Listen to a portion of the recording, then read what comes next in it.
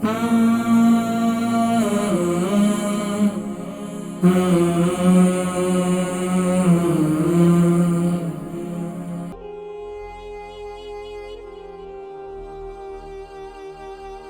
वालेकुम।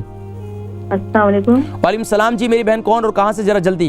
जी मैं लंदन से नाजिया बोल रही हूँ। जी लंदन से नाजिया। उम्र कितनी है, वजन कितना है? जी मुझे मेरी खाला के बारे में बात कर रही हूँ। खाला की उम्र कितनी है, वजन कितना है? 66 उम्र है उनकी। 66 उम्र है, वजन कितना है? 87-89 होगा। अच्छा अब बताएं कि सवाल क्या है? जी उनके घुटनों में काफी दिनों से दर्द हो रहा है। सिर्फ घुटनों में दर्द है? जी जी सिर्फ शुगर है उनको? जी शुगर, ब्लड प्रेशर? जी उनको शुगर है। कोलेस्ट्रॉल? थायराइड नहीं है। कोलेस्ट्रॉल?